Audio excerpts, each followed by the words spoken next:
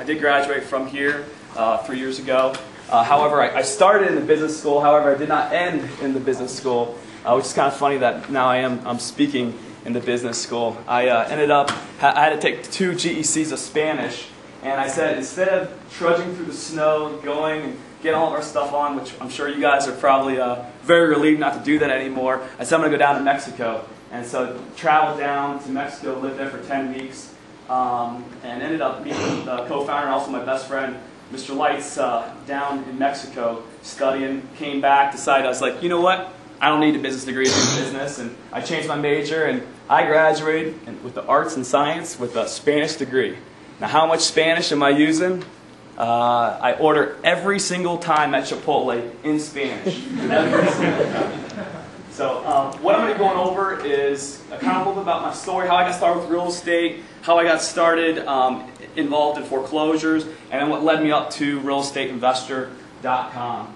I realized, I was like, this is not where it's going, where I thought it was going. This wasn't, the train that I jumped on isn't going the direction that I wanted to. And so ended up decided to check out real estate. And had a lot of questions, a lot of confusion, a lot of information that was thrown at me at all different places. And so I said, you know, where am I going to go? And I said, I need to find a mentor. But where do you find mentors? Have you found a place where you can find mentors? It's tough to find. It's tough, isn't it? There's no like, mentors are us. You'll just roll up like, I'm looking for a mentor. It's like, I'd like to mentor you. You know, it's not, you don't find that. You don't find that around here. So I looked around and I finally found a guy that said, you know what, Colin?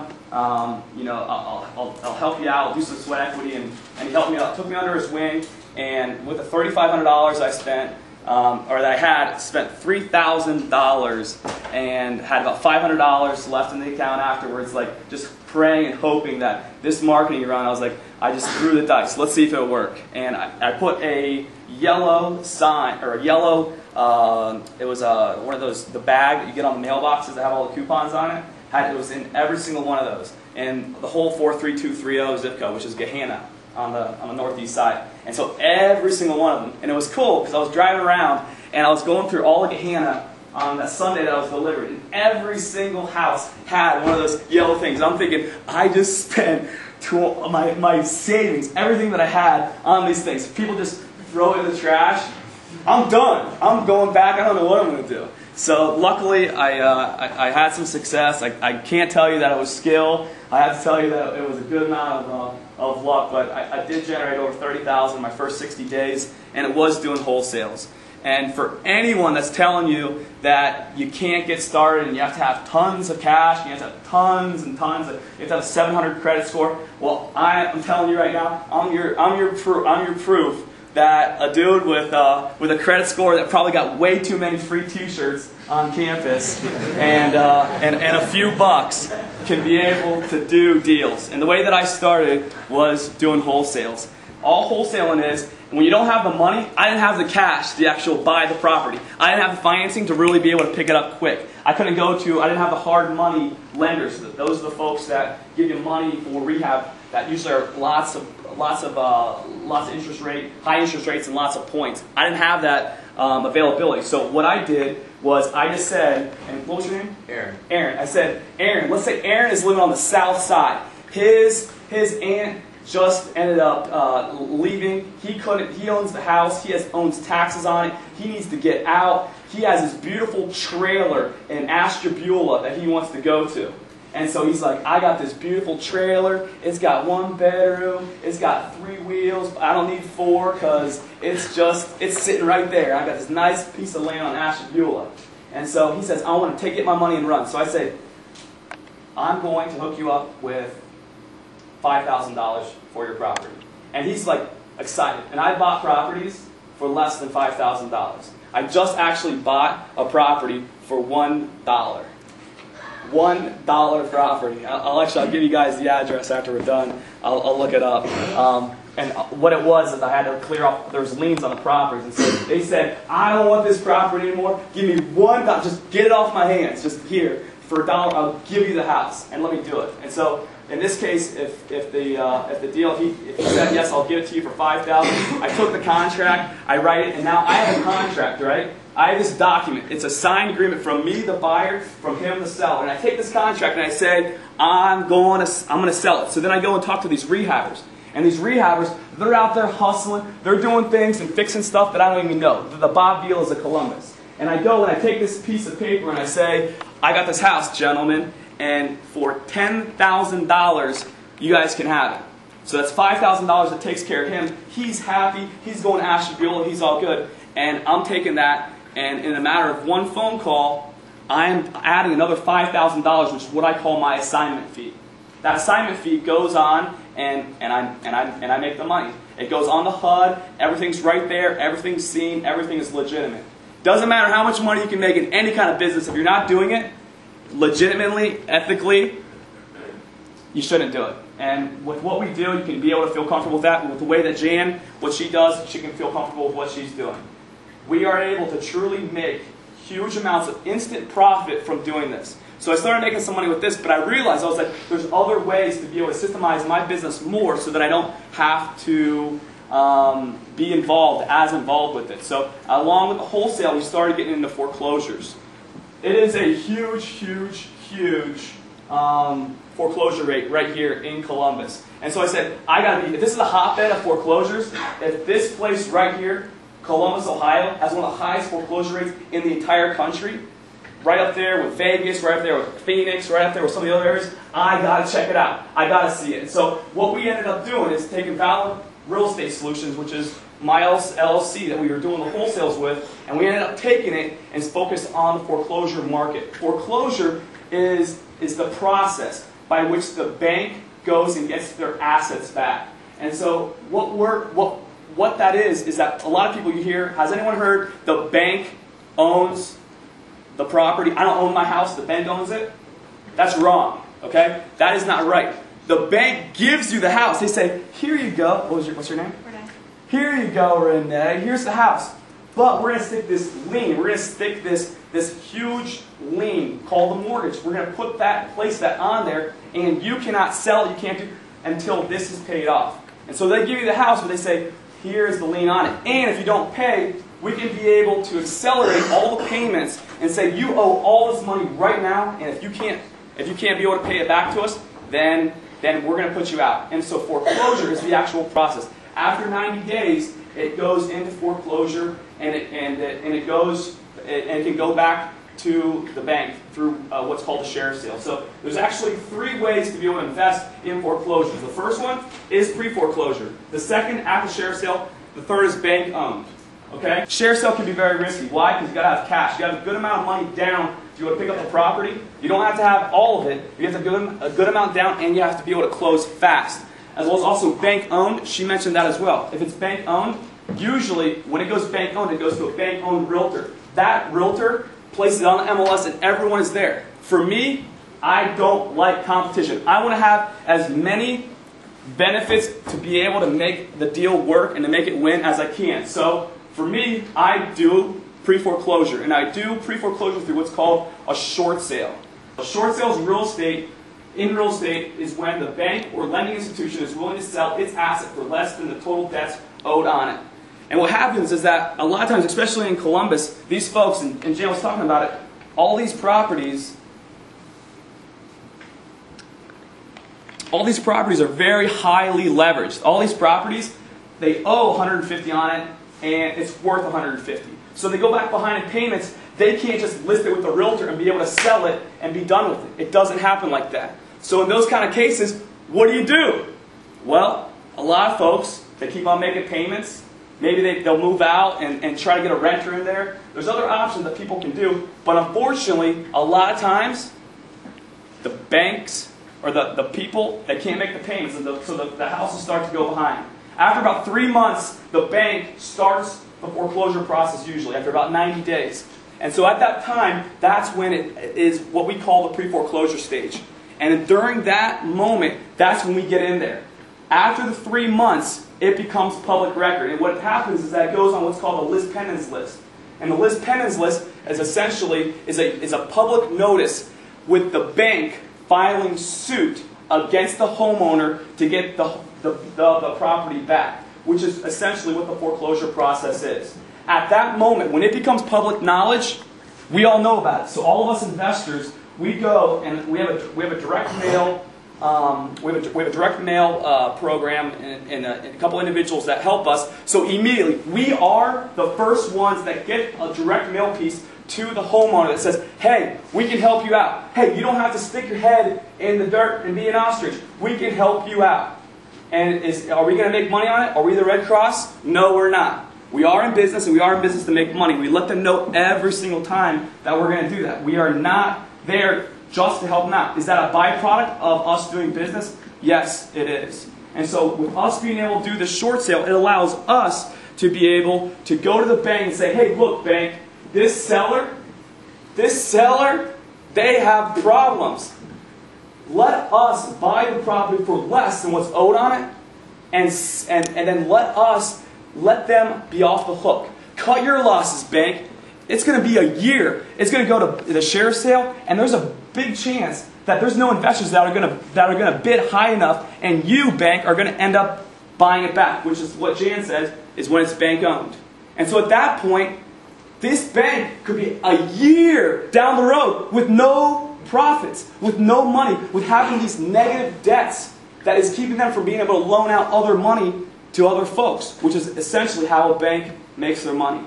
And so it allows us to be able to make very, very good profits to be able to do that. And by using the pre-foreclosure way, the reason why is we can have less competition. We don't have all the other folks doing it. Are there other people getting involved with it? Yes. But are there over 120 people every single week right now being foreclosed on? Every single week there's over 120 banks that are filing suit in Franklin County week after week after week after week.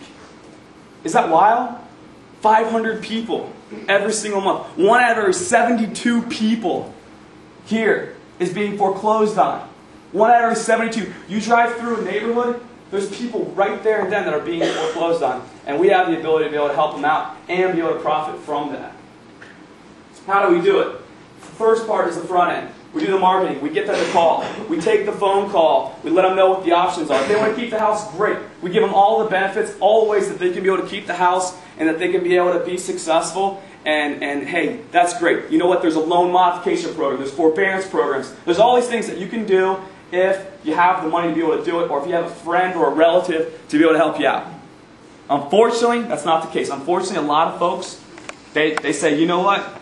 We can't do it. We have no more money. We just need to get out of this house. Here's the house. And we actually have the folks that come and on our first meeting them, they say, here, take the house. I want to be done with it. I'm going to move into a little apartment. I'm through with it. I'm going to cut down my expenses. I'm done. And that's what they say. And so the second part is the bank negotiation. And this is essentially the time that we go to work against the banks. And we say, look, bank, and we make a case, just like a lawyer does with their brief, that makes a case to defend or to prosecute the defendant. We do the same exact thing, so we do it for the homeowner. We say, look, this is their financial statement. This is their hardship letter. These are all these issues. These people have no money. They're broke. So stop going after them. Limit the horrible phone calls, the letters, all these things. Just sell the house less than what's owed on it so it makes business sense to us and allow us to be able to profit from that. After we're able to negotiate, that's when now it's go time. Now there's two ways that we can do it. A lot of times what we can do, we can go and actually we can purchase the house and we can be able to buy it at a discount, and we have instant equity that we created out of thin air. How do we do it? Because we're saying, hey, look, bank, you're going to lose money anyways. You're going to lose a bunch of cash. You're going to have it held on for a long time. Cut your losses, sell it to us for less, and we're able to profit. And so once we have that deal arrangement with the banks, then it's time to make it happen. And we take this pig, however it looks, whatever the situation is, we make it look good. We stage the home, we make it look good. If there's no utilities on, we get the utilities on. If it needs grass cut, we get grass cut. The neighbors love us. They say, oh my gosh, this place, I used to tell people when they're coming in a neighborhood to close their eyes for the first couple seconds because this house was so ugly. So thank you for helping us out. And we're able to, after staging the house, we market the property. We have a whole, not a ideas, marketing ideas. We have a protocol. We have 8 things, boom, boom, boom, boom, boom, that we do in order to sell the property. We put it in the dispatch. We send out, we put 50 signs that says, house, $20,000 below market. Throw it out there. Right? Code enforcement loves that. Right next to my We Buy Houses 323 sell signs. Don't tell anyone. And so after we do the marketing, we get phone calls. We usually sell it. And this is crazy, and you might not believe me, and some of the professionals here might be like, that's insane. Average house in the market is 5-6 months in Columbus at least. We sell our property within the first 2 weeks. Why? Because we sell it for $20,000 less than what any other property in MLS is. Our goal is to be able to negotiate the debt down from the lender, $40,000, $50,000 at least. We mark it up $20,000. That's it. If we can make $20,000 off each deal, we're okay with that. We're not greedy. The end buyer then jumps into a property. All their neighbors are spending another $20,000 on it. They got their house for $20,000. They're jumping up and down at closing, excited. If we can be able to, once we quick turn the house to them, they're excited about it. Or we pick it up and we do a lease option, or we get them in on a long term, on a lease, and get them involved with it, and then we have a property less than all the other investors are in on it. We can be able to rent it for less because our PITI, our principal, interest, taxes, insurance, is less than everyone else. So it's a very good situation. The 3 things: invest in education, whether that's time or money. It doesn't matter. Right now, is anyone getting paid for being here right now? Is anyone getting paid? No, no one's getting paid because you're taking your time right now. You're not spending money, but you're taking your time to do that. What we have, if you're able to invest in either your time or your effort, there's no one that's going to be there that's going to say, let me teach you real estate. It's not going to be like that. It can't be like that. What it is going to be is that if you show some dedication, I don't care who it is. I don't care what division it is. If you're able to show them that, hey, I'm committed, people are going to help you out, and you're going to get the education that you need. Models and mentors. It's huge. They're out there. You have to find them. But this is huge. If I can give you one thing today before I leave, it's always do win-win deals. If you go up to someone and say, hello, Miss Jane Yarnell, can you teach me the real estate world? Hello, Mr. Brent Crawford, can you teach me the real estate world? Don't look for people that they're going to teach you just out of the goodness of their heart. They're going to sit down and say, okay, as opposed to spending time with my family, I'm going to sit down with a stranger and teach you real estate. Okay? Instead of going and having leisure time, I'm going to teach you. It doesn't work like that. It doesn't work like that. People try to do that, and people ask me the same way. Will you teach me, Colin? It's like, yeah, I'm the Mother Teresa of real estate right now. No, I am trying to do business. I'm trying to do it. However, if you come to me with a win-win proposition, I will be more than happy. And actually, I will take 2 steps to your 1 step that you take. But if you don't want to, you want to stand here and say, teach me, Colin, I say, go get a book, bro. And that's how I feel with that. So you want to find models, and you want to find mentors to be able to work with. Next, you want to get uncomfortable. If you are chilling out and hanging out and you know everything and you are in an environment that you are the man or you are the woman, you are not being successful and you are on your way to decline instead of incline, because there is no plateau, right? There is no plateau. You got to get in those situations that make you uncomfortable, that make you teach those tough questions, that make you say, you know what? I'm kind of scared. I'm kind of nervous. Because if you don't do that, you're not growing. And if you're not growing, you are dying. There's no way. So you got to get uncomfortable. You got to go out there, and I'll tell you right now, don't say, I'm going to get my degree, and then I'm going to be in real estate. I'm going to get some money, and then I'm going to put down a down payment. Don't let those buts, don't let those things stand in your way from being successful. I'll tell you right now, if you go and you're hardcore, if you want to be diligent and determined, you can make money in real estate without having cash, without having credit. Okay? You can't. Do I recommend it? No. Okay? And you need to do it. As Jan said, I lucked out. I found some great people. But if you study yourself, those things that you think are keeping you back right now, you can get around them. Why? It's because thousands of other people did. Most don't. but thousands of people did. People that did have the dedication and determination to be able to be successful. And the last thing, get crazy, whacked out, excited with AOMA. And I say this like crazy, that's like horrible language, Colin. You definitely weren't an English major, buddy. Right? You got to get so excited with what you're doing. But when you want to get serious with your business, when you want to get serious with your life, when you want to get serious about creating the kind of future that you want, you got to get crazy. You got to get crazy. And what's AOMA? All out, massive action. It's got to be all out. It's got to be all out. You can't. Have you ever seen Donald Trump roll up like, alright guys, I think I'm going to make a commercial property in New York. Right? You don't see that. You ever see Anthony Robbins like, alright guys, positivity. You don't see that. They're excited.